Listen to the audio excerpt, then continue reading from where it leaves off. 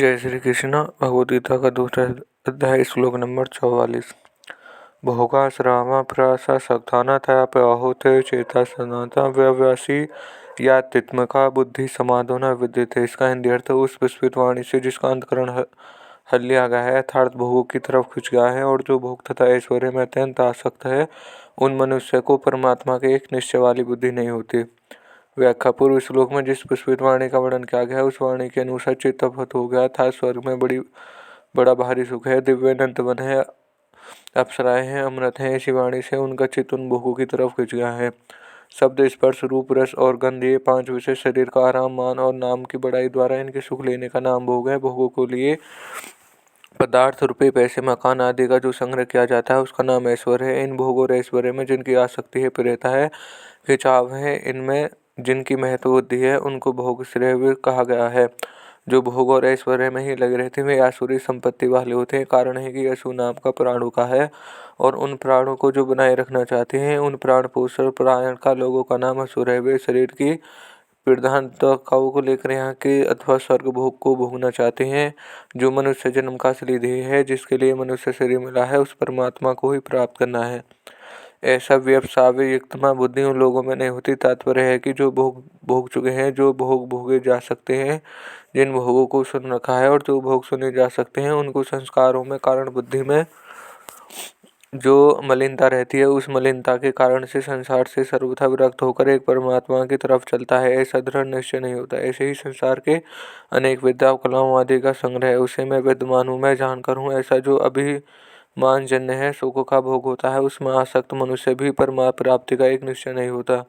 विशेष बात, परम दयालु प्रभु ने कृपा करके इस मनुष्य शरीर में एक ऐसी विलक्षण विवेक शक्ति दी है जिससे वह सुख दुख में ऊंचा उठ जाए, अपना उद्धार कर ले, सबकी सेवा करके भगवान तक को अपने वश में कर ले। इसी मनुष्य शरीर की सार्थकता है। परंतु प्रभुदत्त इस विवेक शक्ति का अनादर करके नाशवान भोग और संग्रह में आसक्त हो जाना पशु बुद्धि है।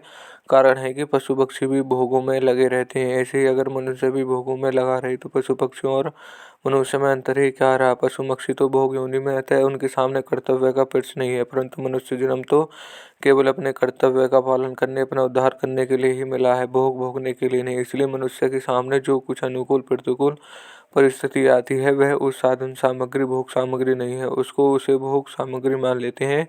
उसकी परमात्मा में व्यवसायत्म की बुद्धि नहीं रहती। वास्तव में संसारिक पदार्थ परमात्मा की तरफ चलने में बाधा नहीं देते, परंतु वर्तमान में जो भोगों का महत्व अंतकरण में बैठा हो वही बाधा देता है। भोग उतना नहीं अटकाते जितना भोगों का महत्व अटकाता है। अटकाने में अपनी रुचि नियत की प्रधानता है। भोग और संग्रह की रुचि को रखते हुए कोई परमात्मा तत्व को प्राप्त करना चाहे तो परमात्मा तत्व की प्राप्ति तो दूर रही, उसकी प्राप्ति का एक निश्चय भी नहीं हो सकता। कारण है कि परमात्मा तत्व की तरफ चलने वाली रुचि है वहीं भोगों की रुचि भी है। जब तक भोग और संग्रह में मान बढ़ाई आराम में रुचि है तब तक कोई भी एक निश्चय करके परमात्मा तत्व के नहीं लगा सकता, क्योंकि उसका अंतकरण भोगों को रुचि द्वारा हल लिया गया। उसकी जो शक्ति थी वह भोग और संग्रह में लग गई।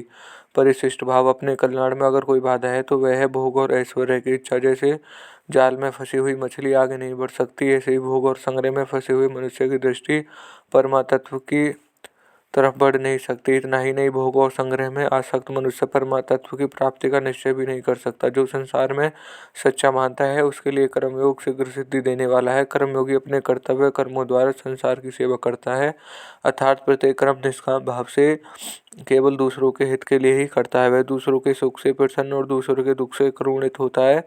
दूसरों को सुखी देखकर प्रसन्न होने से उसमें भोग की इच्छा नहीं रहती और दूसरों को दुखी देखकर करुणित होने से उसका संग्रह की इच्छा नहीं रहती। धन्यवाद। यह श्लोक समाप्त होता है।